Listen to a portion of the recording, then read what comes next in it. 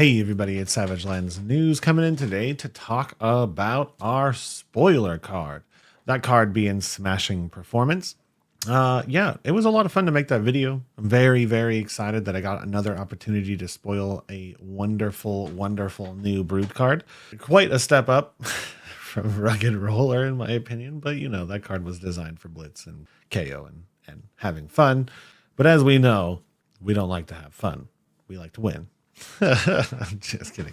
But yeah, it was a lot of fun to shoot that video. And it was a lot harder to put that video together than I thought, mostly because I accidentally shot everything in 3x slow motion. So I had no audio to work with, and all of my clips were, as you could imagine, in 3x slow motion. So it took me a while to like figure out a strategy to chop it all together and build something that wouldn't have any audio whatsoever.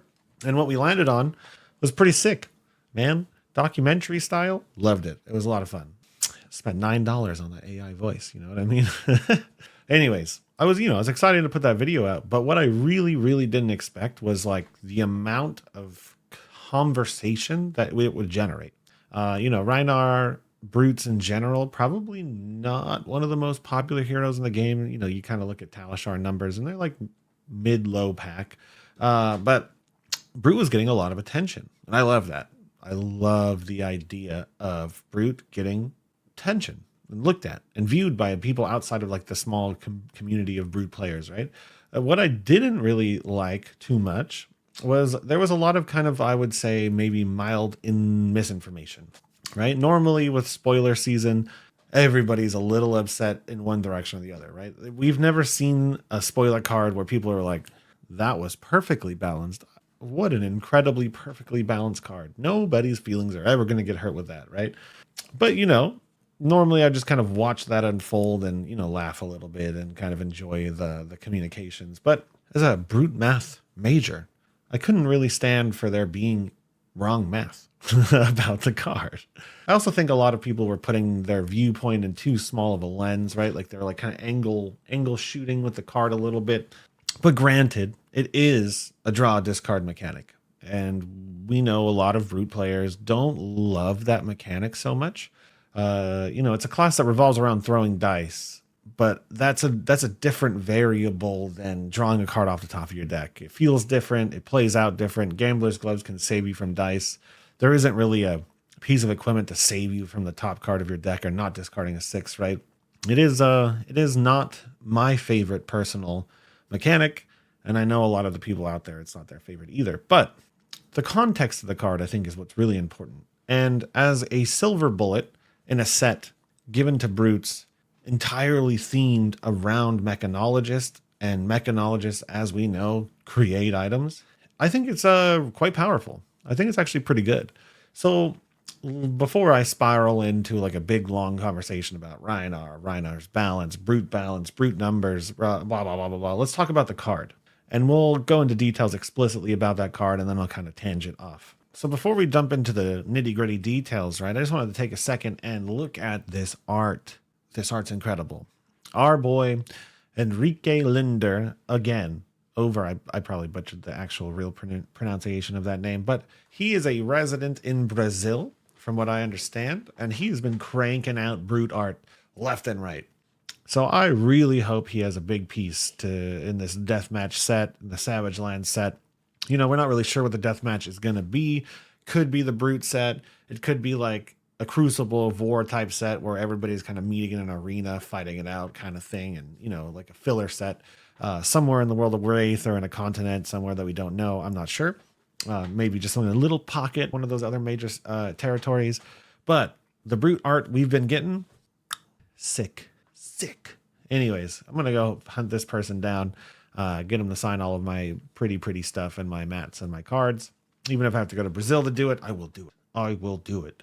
But anyways, sick art, possible new champion for the Brute class. Maybe not, maybe I think people like to read into a lot of things, but possible new Brute weapon. Again, maybe we're reading a little too heavy into stuff here, but anyway, sick. We got some flavor text. It was cool. So here's our new card, right? New card. Some pretty interesting flavor text, right? We got Numbskull in the last set, leading the first ever announcement of like this death match, right? ISB headed to the death match. And now we have another card basically confirming deathmatch as a place in the world. Really cool. We got Cox, the deathmatch fight master. So the person doing the screaming, I guess, could be somebody pointed out on Twitter, it could be like Cox is the arena champion and the fight master, but it also could just be like a side character. And there's just this giant, massive brute there standing over his enemy. But yeah, really interesting stuff. We're getting some sneak peeks into the future. But real quick, all right. So it's a yellow pitch card, 3 cost, 6 power, non-block, conditional text variable on it, right? And so this follows a pretty common trend that yellow cards that have 6 power come at 3 cost. And I know a lot of people don't like that, me included. I would wish all of our yellows were 2 cost. The Blood Rush math would be way better, but those of you who don't know, the Brute developers are like a bunch of wizards. You're a wizard, Harry. Right? Every single one of our cards is pretty well kept on this curve, this crazy curve that they're somehow really keeping tight in line. And these costs, these colors, these values are like really important for the balance of Rhinar. And maybe they're too good at it, right? Maybe that's why a lot of Rhinar players are feeling a little bit jaded, I guess, is they're really good at sticking to the exact curve. And what do I mean by that, right? Well, when you have 2 cost yellow 6s in Rhinar, it would make your standard Rhinar, the tank Rhinar, way more efficient, because you wouldn't have these issues with like 3 costs on your blood rushes. You wouldn't have issues with putting yellows in your arsenal to play whenever you have them. And then you could theoretically, on every other version of Rhinar, significantly cut your blues, right? Because if every card in your deck costs 2 or less, then you don't need blues very much anymore, right? Claws are a little bit claws would be the only reason left to really have to have blues available for your blood rushes. And what would that mean? Well, that would suddenly mean things like Berserk spiraling out of control, because every single one of our cards costs 2. Every single card in our deck is now a yellow or a blue or a very powerful red. And now we're doing things like never having issues missing, never having any consistency problems, having perfect, Berserk turns and Medax turns and quad intimidates and stuff like that, right? So 3 cost is really important on your yellows. And Rhinar being one of the few classes that has to use yellows right now because of the fact of our blood rush curve, right? So dangerous to go to 50-50, because when you draw 2 cards off your blood rush, if you have a 50-50 chance at both of them being red, you're dead, right? You can't pay for that blood rush anymore, even if you pitch the blue. So it makes a lot of sense for it to be 3 cost. Okay, I know it's going to bother people. I too wish we had some yellows that were 2 costs. Maybe if they did something different than destroy an item, I could see it happening maybe one day, but I don't know. Anyways, so our brute balancers are wizards. They're keeping us in line. And I know it's annoying, but it is the truth. They're keeping us in line. If a card like Berserk can exist and we're not the most broken class one-shotting opponents forever, there's a reason for it. Anyways, so why people are upset with this card? Well, non-blocking sucks. Yep, I know. I don't like non-block cards either. And then the conditional text on this card is a double random. You're drawing a card off the top of your deck, you're discarding a card at random, and then you're going to be destroying a random item in the field. Now, if you're running epots, if you're running talismans or something, I don't know. This is not the best.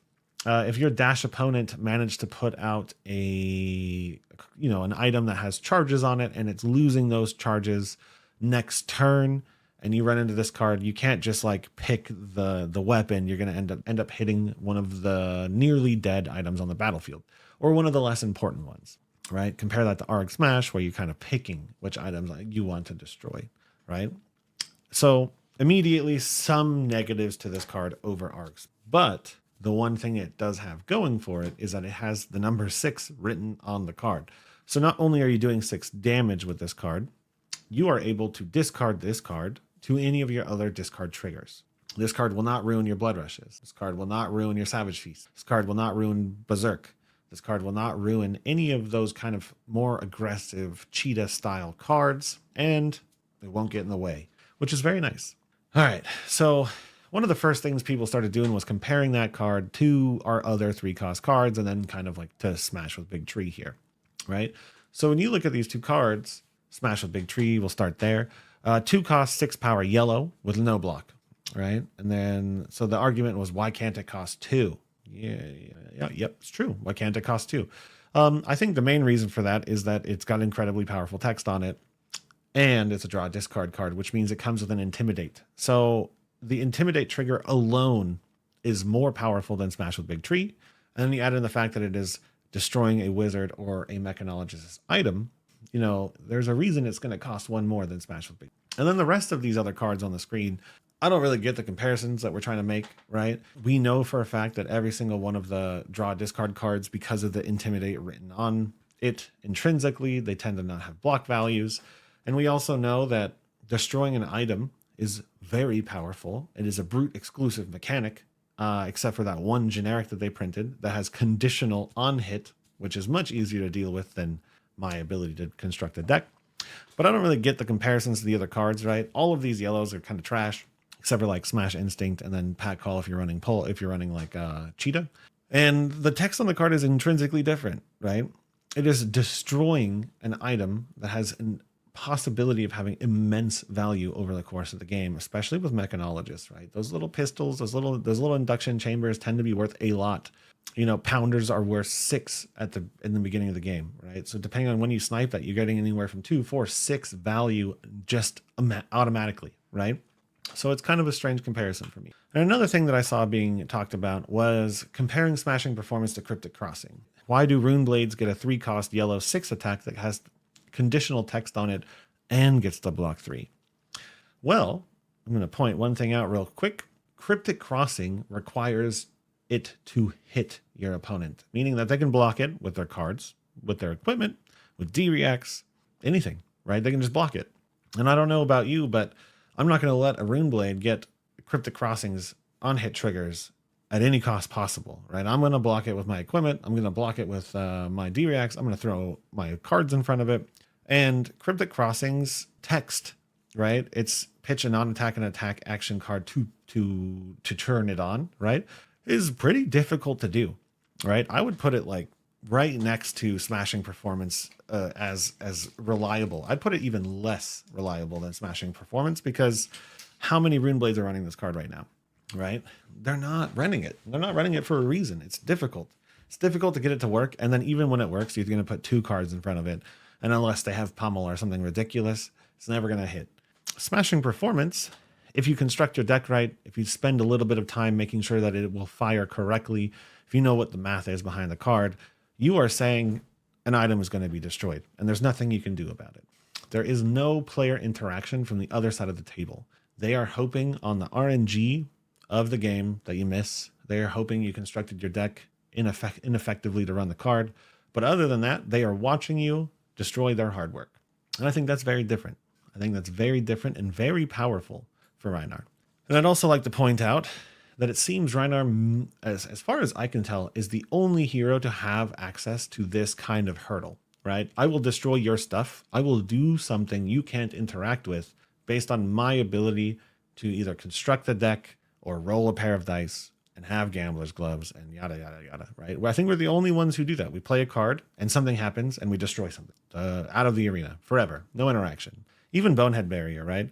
Not quite the same, but it is a very unique brute mechanic for us to be able to do something that nobody can interact with based on some sort of RNG component. I think that's cool. And I think this space is probably somewhere that they're going to play with a little bit more in the future. Getting into the math. Draw discard math. I've done videos on this before. I'll link the video in the description below. I've gone over this math calculation before. I'll link the spreadsheet calculator in the description below. We've done this all before, but let's take a look at it. Here's our calculation. Here's the new text. I am a very 6 conservative Rhinar player. One of the more conservative 6 density Rhinar players out there. I run on average 30 to 35 to 36 sometimes 6s in my deck. So I'm running on the low side. A lot of other Rhinar players are running in the 40s of 6s in their deck, but I'm running on the low side. So even for me, straight up with no effort at all, this card has a 50% chance to succeed.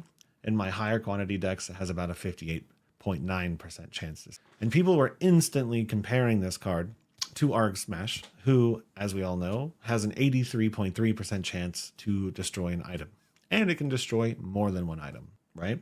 Okay, so 50 to 80, quite a jump. 58 to 80, still a pretty significant jump. But if you were to keep 1 6 in your hand, the numbers shift from 50 to 75 and from 58 to 79.5%. So using my lists, you can get pretty much an 80% success rate on that card firing.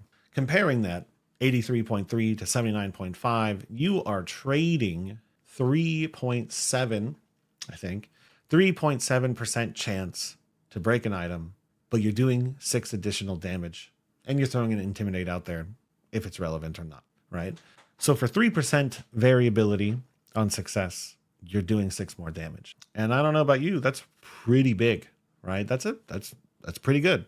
This is why I think it's random, right? If we got to pick, you're gonna see right here with one more button click, we can go higher, a higher success rate with this card to break an item by having 46s in our deck and keeping 1 card in hand when we fire it, likely from your arsenal, meaning that we'll have an 83.9% chance to break an item and do 6 damage. So just doing a little bit, just a tiny bit, holding 1 extra card in your hand that you can likely arsenal on your when you're done playing this card from your pocket, and then you lost almost no intrinsic value, right? For a little bit of effort, you have a higher likelihood for this card to succeed than Arg Smash. And you did 6 damage, and you intimidated a card. And there are certain cards like Barraging Beatdown and Berserk and Blood Rush where this Intimidate trigger could mean that you've penetrated their defense and you're leaking anything damage. All right, so now we're seeing, look at it all coming together. Look at it all coming together. But what if I told you, if you tried a little harder, we can take that 83.9% chance and make it 100. It's almost like there's cards for this. Again, if you are patient with a card like this, this is a silver bullet card, right? This is for a specific matchup. This is if Mechanologists are very powerful in a meta. We as Breed players have multiple answers for multiple ways to approach the matchup. I think it is a good thing. But you could play things like Ivaphidia, Fate Foreseen, Pack Call, Whisper of the Oracle to guarantee that this card will fire at 100% success rate. And if your only goal is to destroy a specific item, you might sit on this card for a turn or two, right? You might wait for that first pounder to run out of its triggers so you can nab their induction chamber. You might stick this in your arsenal, find your Fate Foreseen, find your Eye, find your Pack Call, do your thing, and then flick their item off the table that they worked so hard for, right? So we just went from 50% to 83% to 100% with very little effort at all. And that's why I think this card is powerful, right? I think it was being slept on. I think the discard text and the random hurt a lot of people's feelings, and I get that. I totally understand. But I don't think this card is bad by any means. It was given to us in a set explicitly designed around Mechanology. We are one of the few classes that have a very easy and structured way to deal with these cards. And now they've given both sides of Rhinar a card to do it, right? Whether you want to lean on the Cheetah package, very high sticks density, very aggressive, very fast. You're looking to race them down, you have a card. If you're looking to play patient, if you're looking to have a tank, if you're looking to have a very low quantity of 6s, you want to be tanky and turtly, you have Arg Smash to deal with it. And I think that's wonderful. I am all for having more ways to express myself with Rhinar. And I think that's a couple of the last cards they've given us. They're very weird, but they're very toolboxy. And I love having toolbox cards assigned to my hero so I can go into more matchups and feel very confident. All right. So finally, I just want to point one thing out that I think is really interesting to think about. So in some of the more in recent interviews, LSS have talked about balance within Flesh and Blood and how they have brought the power back down to a more reasonable level given the context of the game, cards blocking 3, the value of only having 4 cards per hand, all of that kind of. So on the screen right now is my last tier list, right? A little bit off, right? Lexi's probably definitely deserved the S tier spot, but the reason she wasn't there is because she hadn't won any events and she still has a pretty conversion rate. But we all know she's super powerful. So let's think about where Levia and Rhinar exist in a world in which Lexi and these other overpowered heroes, namely Icelander and Lexi, when they LL, right? They've introduced quite a few heroes recently, none of which have really broken past the good tier. They're all hanging out in the average, below average, and maybe slightly above average tiers. But we know Briar's gone, one of our worst matchups. One of the worst matchups for both Levi and Rhinar. We know Lexi is not going to last very long. Also, one of our worst matchups ever in the game.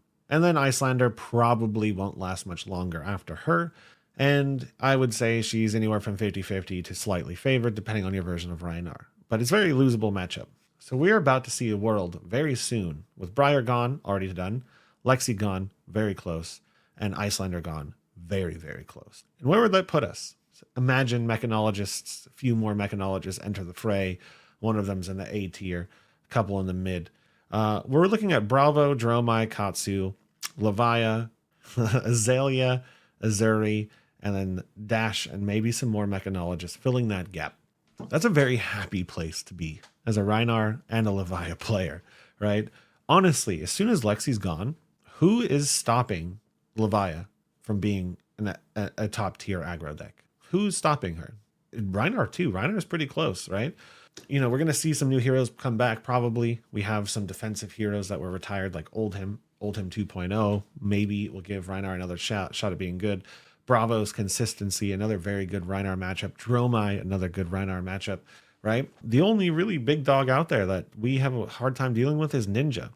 And I think we've proven that you can beat Katsu's and you can beat Fai's with Rhinar and Levia. So I think the future's looking really good. You know, and they've pretty much confirmed every hero is going to be getting their set. Every one of us will get our dream. We're going to have it. We're going to have our heyday as brute players very soon. Just like Levia had hers, we're going to have ours. It's going to be awesome. And I think that Rhinar's in a pretty decent place, even considering the meta that we're in right now. If you look at the Nationals meta for the United States, the biggest Nationals to ever happen, if you were to remove Lexi from the equation, it was a very promising meta for Rhinar. Very promising. So I'm pretty pumped about the future for Rhinar, to be honest. And I really don't think that card was bad. I think it was pretty good. And we will see how many of these Mechanologists really come in and shake the tree. You know, how many of these Mechanologist heroes become very powerful. And Rhinar has a very good shot right now into Mechanologist as a class. So yeah, those are my closing thoughts. I don't want to spiral too much on the Rhinar, you know, balancing thing and drawing, discarding, and all about that. We've talked about Rhinar so much. I'll be finishing my Rhinar guide soon. I know I keep saying that. But yeah, that'll be probably the next thing I do is finish the Rhinar Ultimate Deep Dive. And yeah, I'll see you guys around. We have another the national champion on the Rhinar list. You know, ProQuest season is coming. We'll have plenty more Rhinar wins there. I'm excited. Hope you guys have a great day. I'll see you around.